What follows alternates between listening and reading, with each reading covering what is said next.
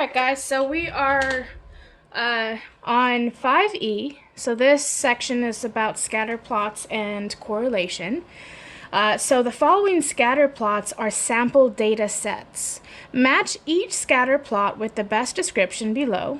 Scales are omitted intentionally.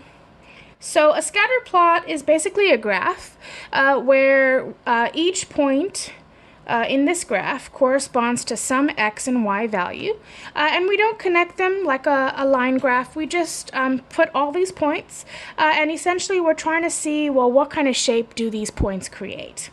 And here it says it is common to label the horizontal axis, which is this one right here, the x-axis, and then the vertical axis is what we call the y-axis.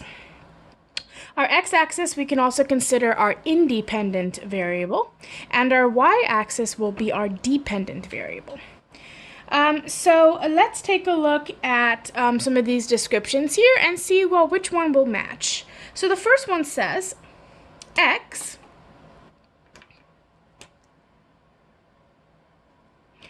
represents the month number, and y represents the average temperature in Boston, Massachusetts. Boston has cold winters and hot summers. So here we're looking at this month. So the x is the month, and the y, which is the height, that is the average temperature.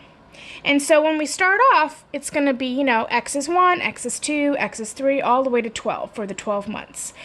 So if we look at, say, for example, the first graph right here, right, we see that, say, if this is when x is 1, so that's January, and our temperature is very low. Well, that could be true, because in January, in Boston, Massachusetts, you're going to have, cold weather. And so what this is saying is that the temperature always increases.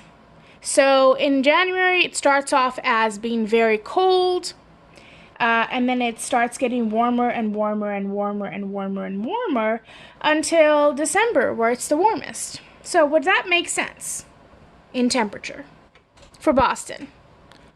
No, right? Because temperature depends on the type of season. So in the winter months, we're going to have cold temperatures.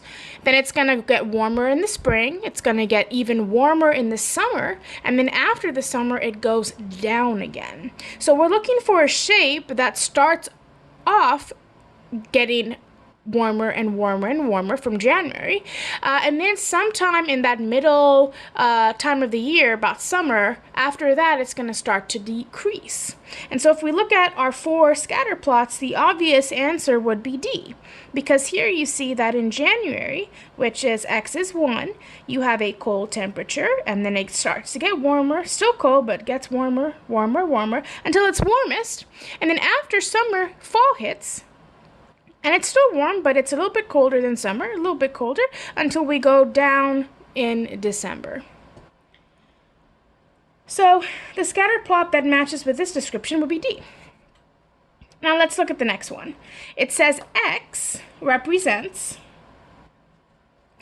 the year in 5-year increments from 1995 to 2015, and y represents the Medicare expenditures in US dollars. And then here it says the increase is bigger every 5 years. So in other words, the amount that is being spent on Medicare is increasing every 5 years. And so if we look at our tables here, we know that it is a steady increase, right? So we know it can't be D because we've already used it. And if we look at C, we can see that it is actually a decrease, right? Each dot is a decrease. So really we're left with just A or B. And so what is the difference between these two scatter plots? Well, if we look at A, we have a pretty consistent increase, right? It's not too different in each part. Yeah, you may have, a little outlier, something that doesn't really conform to the rest of the graph, but overall we have a pretty steady increase. So we could say this is, this could model a linear function. Whereas if we look at B, you can see that here we don't have a steady increase. We have what's called a curve. And so we do have an increase, but as you can see, the increase is not the same. So from here to here, very little increase to go up. The same here, but then as you can see here, we start having a larger increase between the points. So this is what we call an exponential curve. So when we look at our question, X represents the year in 5-year increments, so every 5 years, and then the expenditure in dollar, the increase is bigger. Now, does it say the increase is the same at every 5-year period? No, it doesn't. All it tells us is that there is an increase, which means from 1955 to 1960, it could have increased, say, $100,000.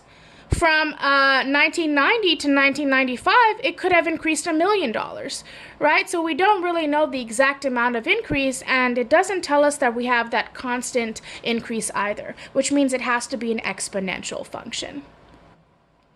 And so that would be our B. All right, let's look at the next one. So here it says X represents the average outdoor temperature, and Y represents the cooling cost of the home. So think about this. What happens when the outdoor temperature increases? Is the cooling cost going to increase or it's going to decrease? It should increase, right? Because the hotter it is outside, the hotter it gets inside your house, which means your aircon has to work extra to cool down your house, which means your cost is going to be more. Your electricity bill will be more. So here, as our temperature increases, which is our X, our cooling cost also increases.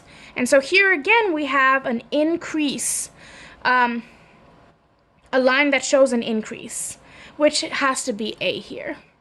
And so as you can see, you have a more consistent change here, but not very drastic. There's not a very big difference change between your months and the cooling costs. Yes, it does increase because you're going to, as the temperature gets hotter and hotter and hotter, the cost is going to be higher and higher and higher. So this would be a very good model for this situation. All right, so the last one means obviously it has to be C, but let's see why. So it says X represents the engine size and Y represents the city miles per gallon for a sample of cars. And then it gives us a little note that large engines usually get lower mileage. So here, let's start off with the first point. So what does this mean for X? This means that you have a small engine for X, right? Because X is the size of the engine, so small engines to large. And here we have small mileage to large mileage. So here it's saying that if your engine is small, you're going to have a high mileage. And here, if we look at the last points over here, it's saying that if you have a large engine, you're going to get a low mileage. And so that does definitely fit this description. All right, let's continue.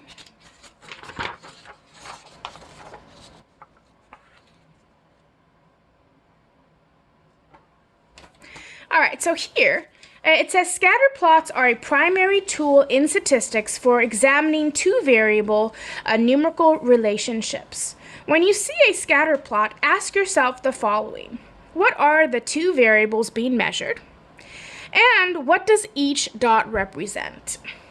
As a researcher poses the following question for an observational study. Is there a connection between the typical marriage ages for men and those for women in the United States? Okay, so here's the research question. Now, the researcher records the median marriage age for men and the median marriage age for women from each state and Washington, D.C. The data are shown in the graph below. This graph is called a scatter plot. So again, right, a scatter plot is each each survey or each person that, in this case, you're talking about each state. So each state has its own dot. So we should see 51 dots, right, for the 50 states and Washington, D.C. So let's see what each answer will be. So A says, what does each dot in the scatter plot represent? So we could say each dot is a state or DC. What are the variables, right? So here we have to figure out what is our x variable, which remember is our horizontal axis. This is our x variable. And what is our y variable, which is our vertical axis. So let's see. Our x variable is the median age of marriage for women, and y will be the median age of marriage for men. And as you can see, the labels on the graph really tell you what the variables are going to be. Are these variables qualitative or quantitative? So if you recall, right, our quantitative variables measure a quantity, so an actual numerical amount, a number that actually means something. And so here, what do these numbers mean? These numbers are the age, right? So if I say 25, that has a specific meaning. It means 25 years old. And so here, the variables would be quantitative and not qualitative.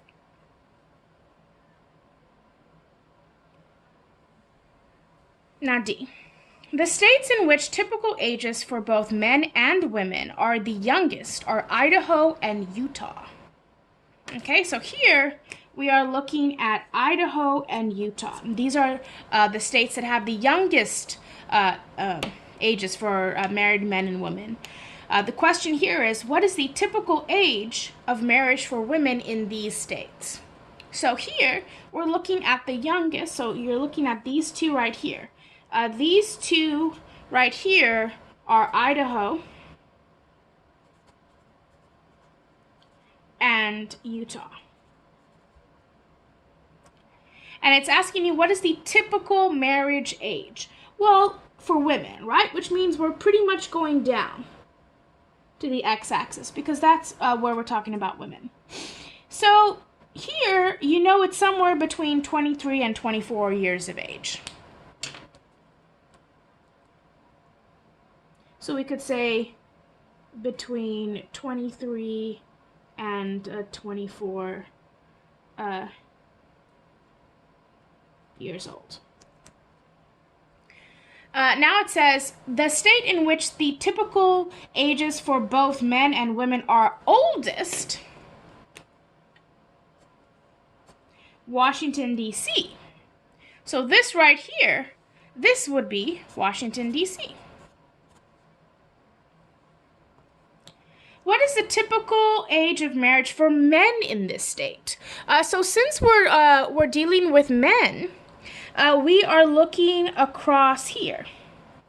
So if we were to more or less kind of guide it through there, we could see that the median age of marriage for men in Washington, D.C. is about 30 and a half years old.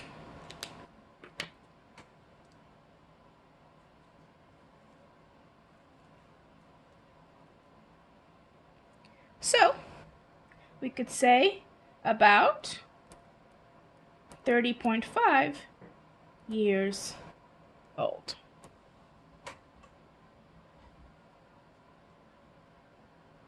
And And if you think about why would that be, well, DC, right, there's a lot of professionals, a lot of lobbyists, a lot of, Congress men and women and stuff like that. And so typically, people who, study for a longer period of time or are more focused on their career are typically, right, on average, not every case, but on average, are going to get married later in life.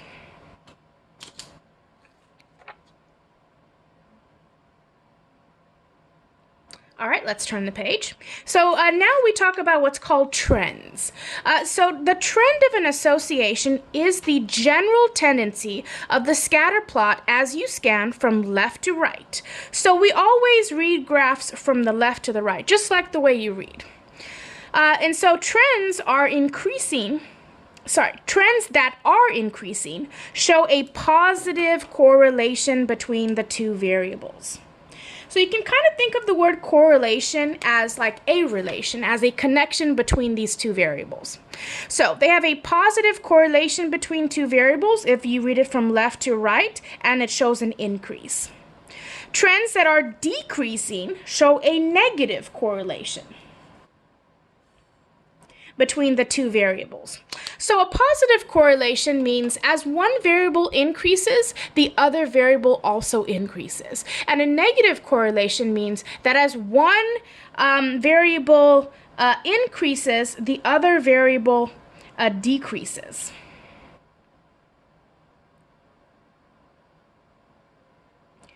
So if we look at the first example here, right, what are the two variables? So let's see. Remember, this is our x-axis, this is our y-axis. So here we have grams of fat.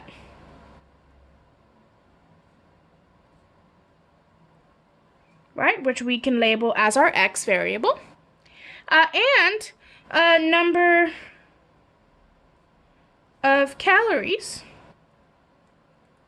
will be our y variable. What does each dot represent? So here, each dot represents a cereal brand.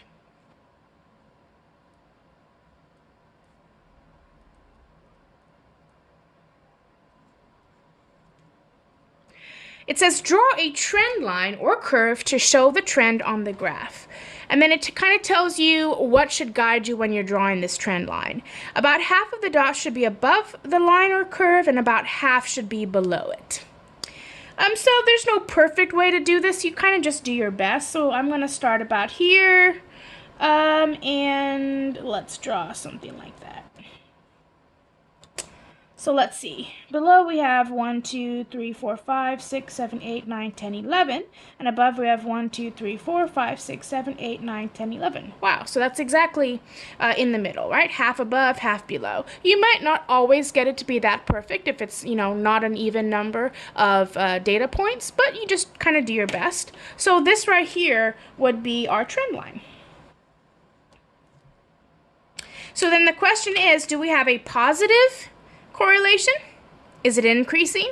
Do we have a negative correlation? Is it decreasing? Or do we have no correlation, which means it's not increasing or decreasing? The dots are kind of just scattered everywhere. So there's no real way to show an increase or a decrease. So if you look at this, right, from left to right, we are increasing.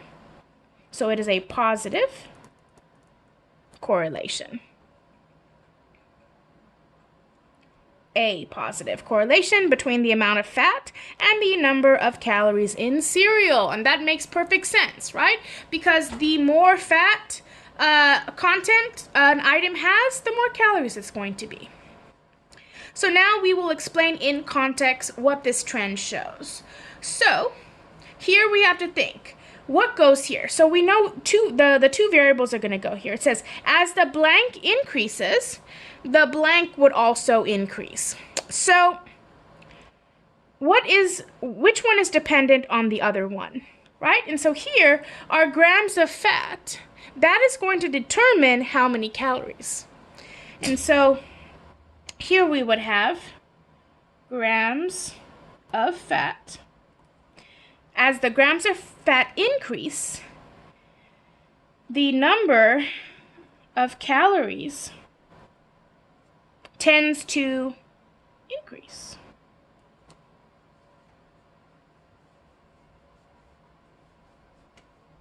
Let's look at the next example. So here again, we want to identify what are our two variables. So remember again, this is our x variable, and this is our y variable. And so if we look at our first variable, we have the vehicle weight.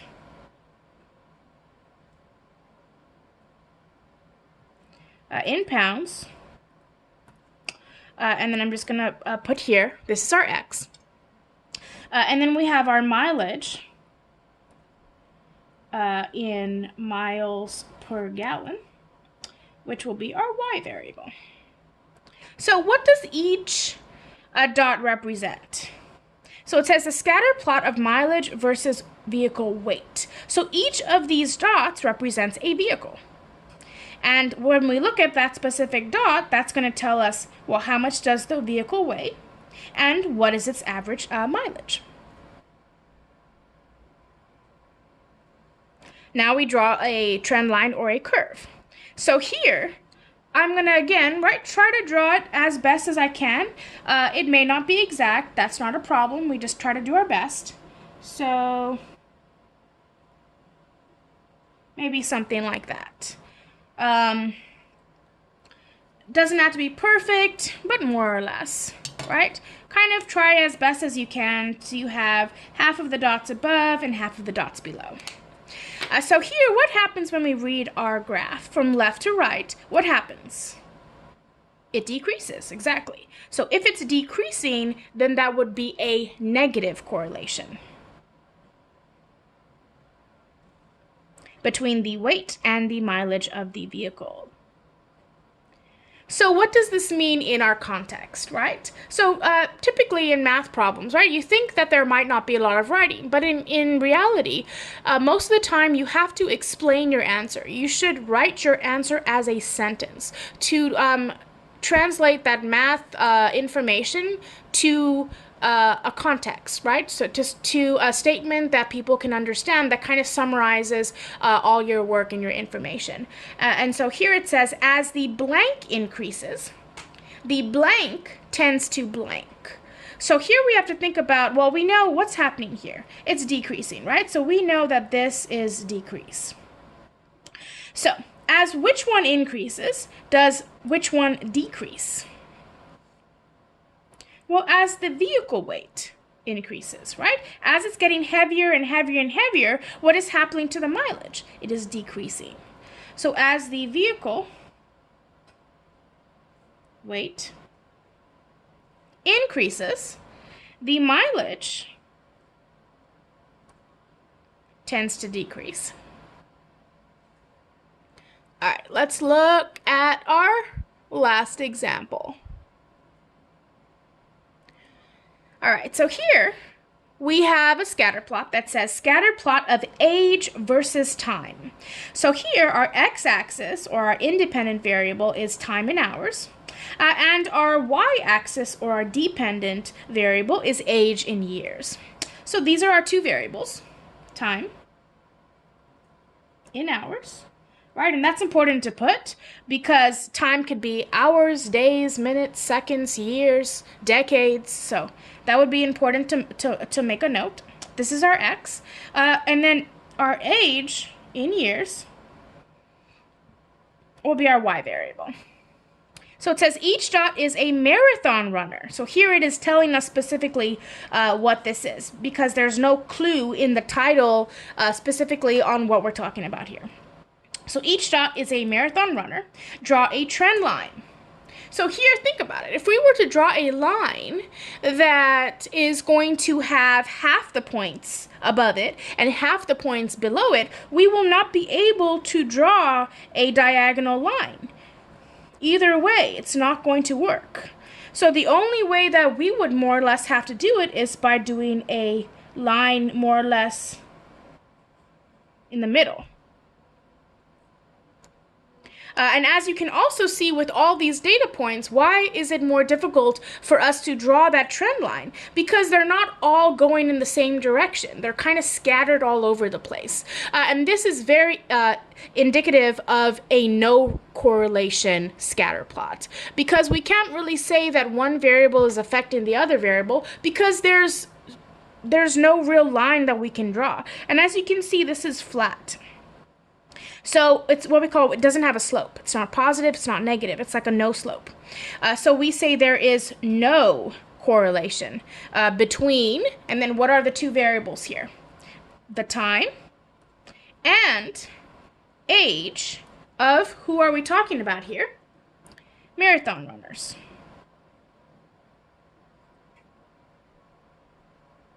Now, think about it. Does that make sense?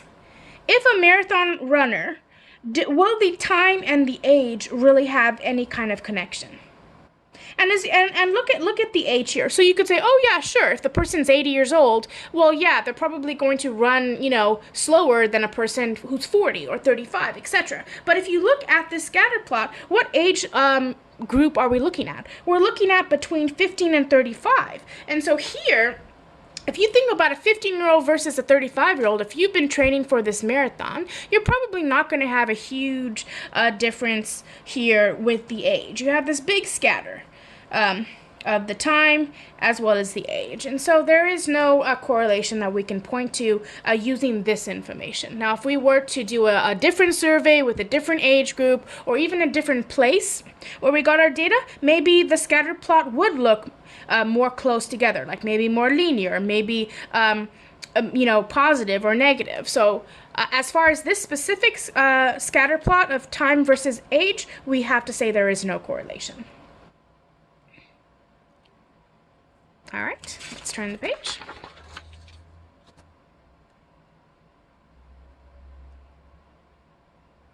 All right. This question 4 is talking now what we call strength. So we've talked about what does it mean to be a scatter plot. We've talked about correlation, positive, negative, and no correlation. And so now we talk about what's called strength. And so it says we will describe the correlation as, and so we have three things that we describe it as: weak, moderate, or strong. Based on looking at the scatter plot. The goal is to describe what we call the spread of the data points. So just like the word spread, right? If you're spreading your peanut butter on your sandwich, how that kind of spreads out in the graph. About the trend line or curve. So weaker correlations have a large amount of scatter above and below the trend line or curve. Stronger correlations will better fit the shape with less scatter above or below the trend line. Draw a trend line for each of the following linear scatter plots, right? So these are both linear because you can more or less create a line. Write a sentence comparing the strengths of the correlation between the women's heights and those of their brothers or mothers. So let's draw this scatter plot, trend line. So let's look at the first one, right? So this one is the woman's height versus brother's height. So this is the height of the brother, and then this is the height of the sister. So if we were to draw a trend line, right, something like that, more or less in the middle, about as much above as is below. As you can see here, there is a bit more scatter, right? The points are a little bit further apart. If you look at the women's height versus the mother's height, where the x-axis is the mother's height and the y-axis is the woman's height, you see that these are much closer together than they are here,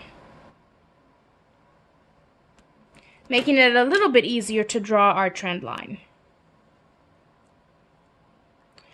All right, and then if we look at our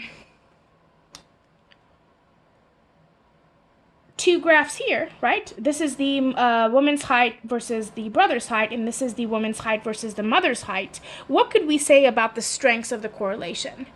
So we could definitely say that there is a stronger correlation between a woman's height and her mother's height than the woman's height and the brother's height. So, of course, right, as always, data and graphs and studies, these are generalizations, which means they will not fit every case.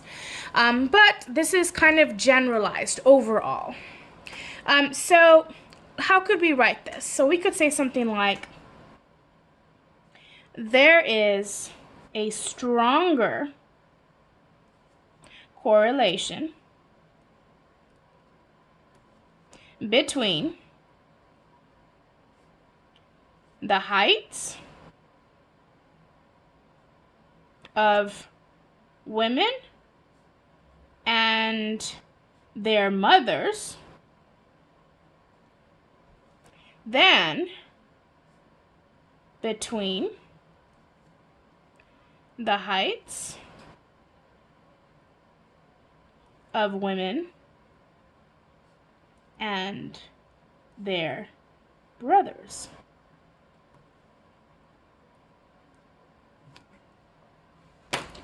Looks like my pen just died, so let me get another one.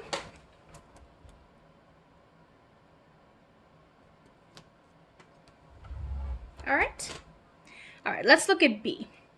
It says complete the description using the nutrition information scatter plot to the right. So here, right, we don't have it completely scattered around the whole thing. We do have it more or less in this kind of manner. So we could kind of draw a line.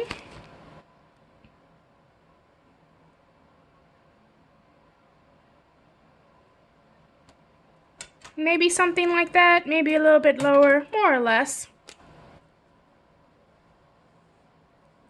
Remember, when you draw a trend line, it doesn't have to be perfect. You're just, doing your best. So if we were to count 1, 2, 3, 4, 5, 6, 7, 8, 9, 10, 11, 12, 13. 1, 2, 3, 4, 5, 6, 7, 8, 9. So yeah, this is a little bit unbalanced. Maybe a line like this would be a little bit better to kind of balance it out. But overall, okay. So what could we say? First of all, let's figure out what kind of correlation. So is this positive or negative? Well, when you read it from left to right, what's happening? It's going up. It's increasing, which means it's positive.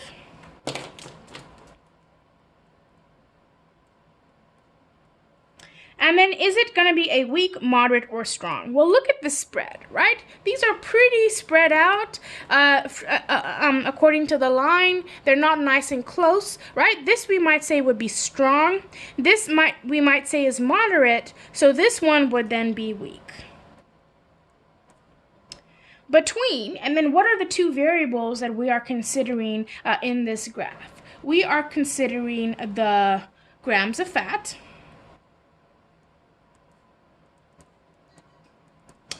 and the number of calories.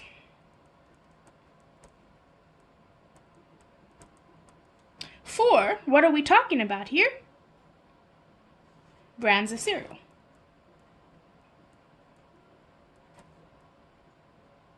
Or just cereal.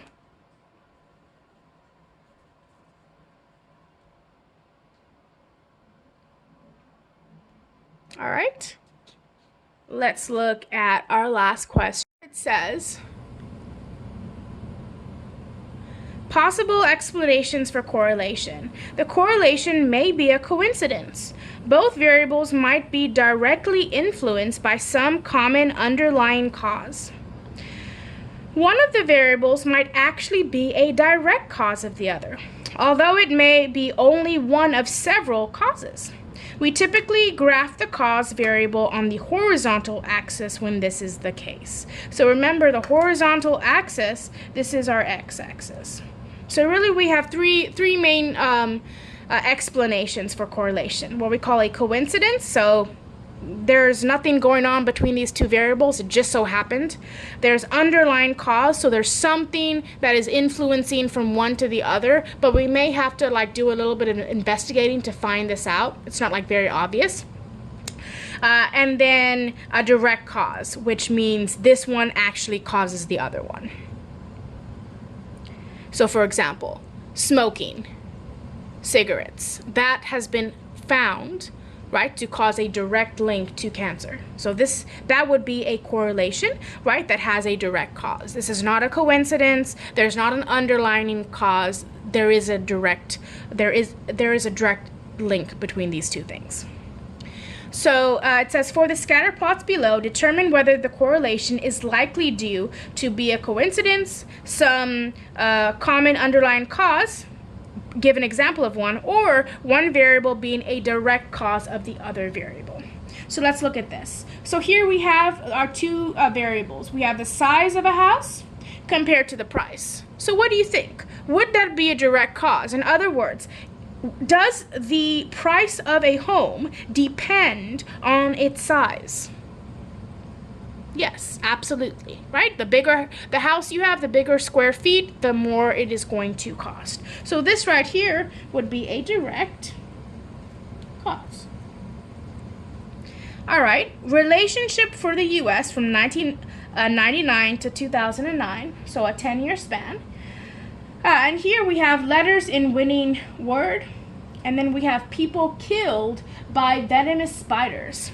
So do you think that the letters in winning words from spelling bees is going to have any relation between people killed by venomous spiders? No, right? But if you look at our graph, yeah, it does seem to kind of have like a weak correlation, a weak positive correlation, but this is clearly a coincidence because there is no connection between people getting killed by spiders and the letters in spelling bees that have won. So this would be our coincidence. All right, let's look at the last one. So here we have sample of cars for sale. So here we have the highway fuel efficiency, and then we have the fuel capacity in gallons. And so here we do see a negative correlation, a pretty close, so this could be moderate to strong correlation. So what do you guys think? Why is there that negative correlation between the fuel efficiency of a vehicle and the fuel capacity of the vehicle? Well, there's an underlying common cause. And what would that be? The vehicle size, right? That would be the underlying cause that is making these have that correlation. So we could say common, underlying cause. And then we could say what it is, what we believed it to be, which is the vehicle size.